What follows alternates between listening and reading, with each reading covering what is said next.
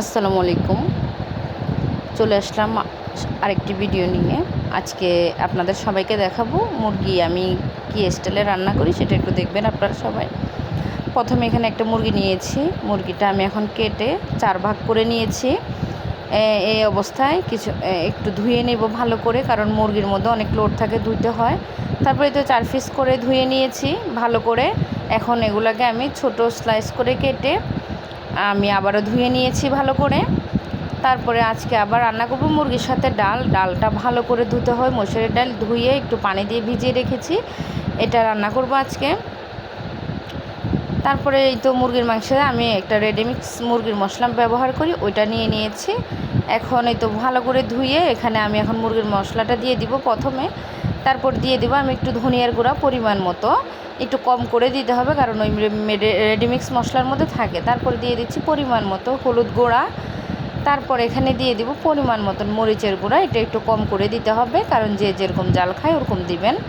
তারপর এখানে দিয়ে দিচ্ছি পরিমাণ মতো লবণটা একটু কম দিতে হবে, ওই মশলার মধ্যে সব কিছু থাকে। তারপরে দিয়ে দিচ্ছি এখানে আমি আদা বাটা পরিমাণ মতো। তারপরে এখানে আমি দিব রসুন বাটা পরিমাণ মতো। তারপরে এখানে আমি আরেকটু দিয়ে দিব জিরা বাটা পরিমাণ মতো দিয়ে। তারপরে এগুলো আমি এখন ভালো করে ম্যারিনেট করে রাখবো। ম্যারিনেট করছে আমার ছোটো বোন। খুব ভালো করে মিক্স করতে হবে কারণ যেন প্রতিটা মাংসের গায়ে মশলাটা লাগে। তারপরে এই তো ম্যারিনেট করে এখন রেখে দিচ্ছি 1 ঘন্টার জন্য রেস্টে। তারপরে এখানে এই যে মাংসের জন্য পেঁয়াজ, গরম মশলা, ডালের জন্য রসুন কেটে নিয়েছি। তারপর আমি এখানে দিব মাংসের মধ্যে কিছু আলু দিব, এই জন্য আলুগুলো কেটে ধুয়ে রেখে দিয়েছি একটু পানি দিয়ে, নাহলে কালো হয়ে যাবে। তারপরে এই যে কথা বলতে বলতে আমার এদিকে ডাল রান্নাটাও হয়ে গিয়েছে। এখন আমি ডালটা তেলে দিয়ে ফেলেছি, নামিয়ে ফেলবো। তারপরে এই যে ফাইনাল রান্নাটা চলে আসলাম।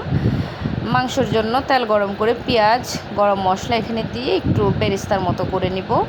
তারপরে এই তো বেরেস্তার মতো অনেকটা বেরেস্তা করে নেয়, অনেকটা ওরকম করে নিয়ে এখন এখানে আমি মাংসটা দিয়ে দেবো। দিয়ে এগুলো একটু ভালো করে নেড়ে চেড়ে নেব। তেলের উপরে ঢাকনা দিয়ে ঢাকবো না এবং এখানে কোনো পানি অ্যাড করব না। তারপরে এই তো মাংসটা অনেকটা কষানো হয়ে গিয়েছে। এখানে আমি এখন ওই যে আলুগুলো অ্যাড করে দিব। আলুগুলো অ্যাড করে দিয়ে একটু ভালো করে আমি কষিয়ে নেব। এখানে কিন্তু কোনো পানি অ্যাড করিনি, আমি পানি ছাড়াই এভাবে কষিয়েছি। পানি দিলে স্বাদ হয় না। তারপরে ভালো করে আলুগুলো সব কষিয়ে একটু পানি দিয়ে দিয়েছি। একটু পানি দিয়ে এখন আমি এটা একটু ঢাকনা দিয়ে ঢেকে দিব কারণ আলুগুলা সিদ্ধ হতে হবে। তারপরে তো রান্নাটা হয়ে গিয়েছে, নামিয়ে ফেলবো। এটা এখন নামিয়ে ফেলেছি আমি। মাংসর দেখতে কালারটা অনেক সুন্দর হয়েছে, খেতেও আলহামদুলিল্লাহ অনেক মজা হয়েছিল। আর আমার রান্নাটা কেমন হয়েছে আপনারা অবশ্যই জানাবেন আমাকে। আর আপনারা যদি আমাকে উৎসাহ দেন, হয়তো আরও নতুন নতুন কিছু ভিডিও নিয়ে আপনাদের সামনে আসতে পারবো। আমার ভিডিও যদি আপনাদের কাছে ভালো লাগে, আমার চ্যানেলটাতে লাইক, কমেন্ট এবং সাবস্ক্রাইব করে আসবেন সবাই, কারণ আপনাদের উৎসাহ ছাড়া কিন্তু আমি কোনো ভিডিও ছাড়তে পারবো না। আপনারা উৎসাহ দিলেই তো ভিডিও ছাড়তে পারবো, তাই না? তাই সবাই ভালো থাকবেন, সুস্থ থাকবেন, আমার জন্য দোয়া রাখবেন। আল্লাহ হাফেজ।